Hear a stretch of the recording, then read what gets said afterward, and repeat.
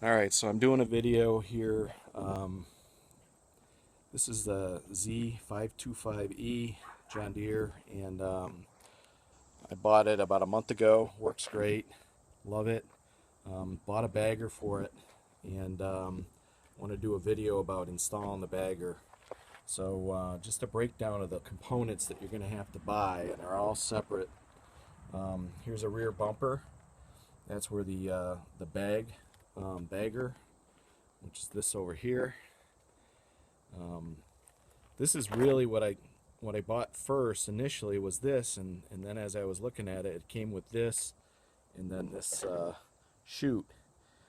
And I started looking at the instructions and went back to Lowe's, and turns out I needed not only these two components, but the rear bumper. I needed this chute here, this blower assembly which attaches to one of the sheaves. You have to replace the sheave with a double sheave. Here's the double sheave down here. So there's the double sheave. You can see it here.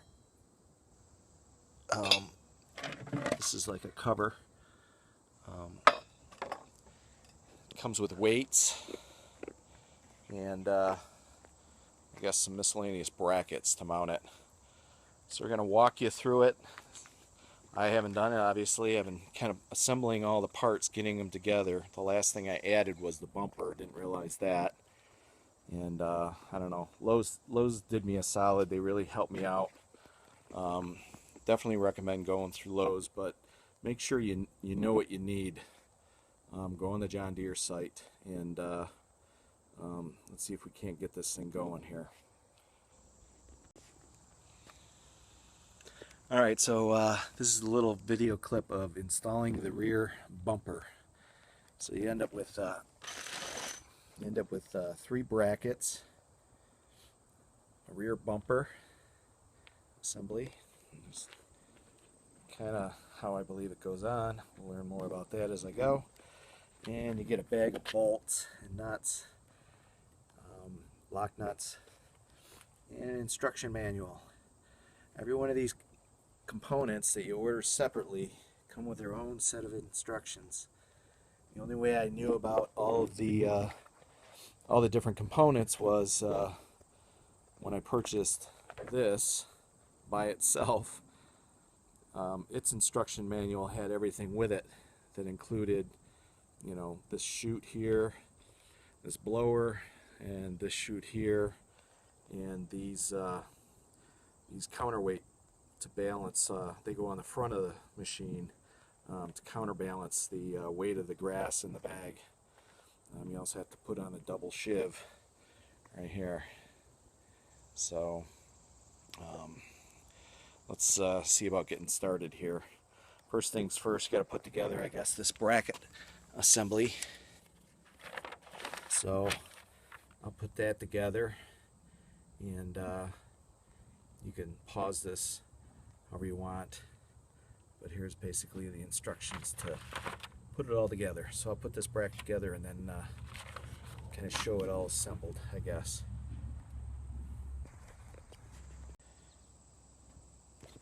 Alright, well, I've put this bracket together. Basically 2 bolts on the inner bracket, and then the bracket flips around and it mounts with 4 bolts to this other larger bracket. So you get an inner bracket, intermediate bracket, and then a larger bracket. And then this is what you end up with. So basically there's an inner bracket. Not sure if this is coming out. It's starting to get bright out. There's an inner bracket in there. Yeah, you're not going to see that. But that is part of, I think, the clamping mechanism to support the back side of the bagger. So we're going to mount the, next we're going to mount the rear bumper. This mounts on the rear bumper first. We'll do that.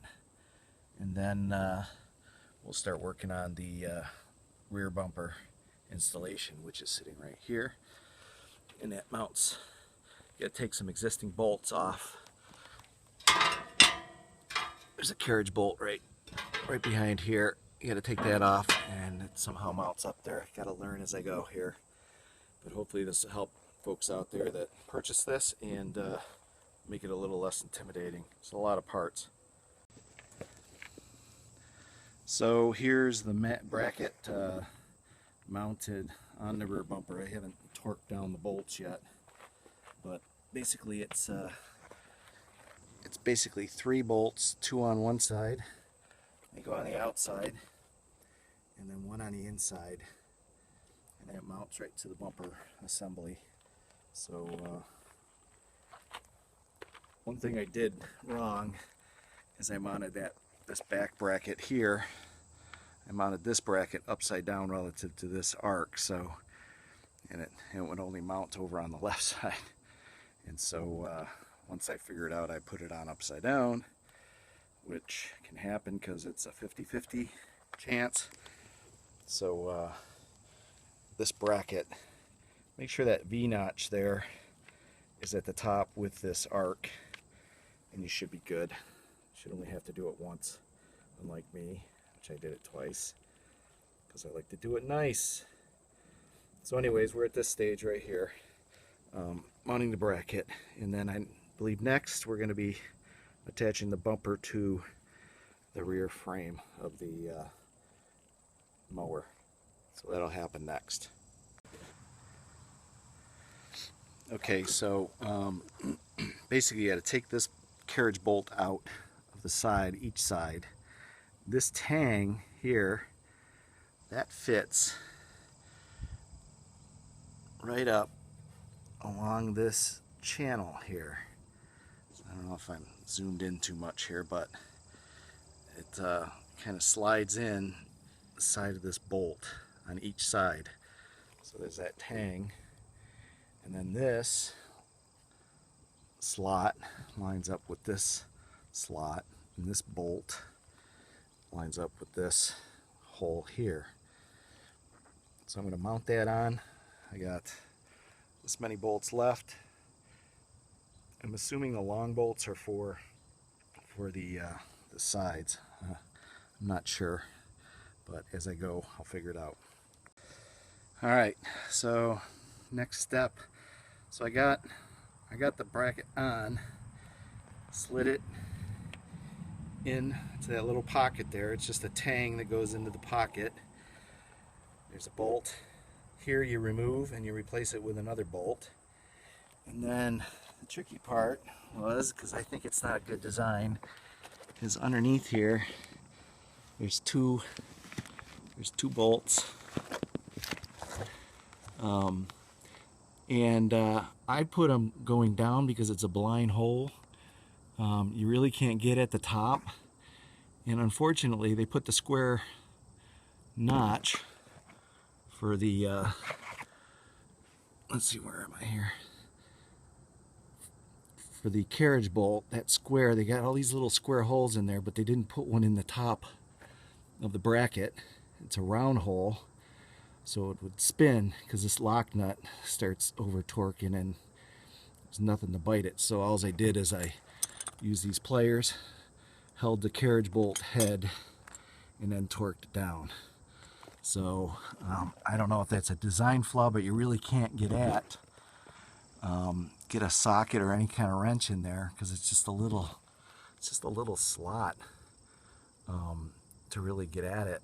And so that was a pain. And then the other thing, this square hole didn't line up very well.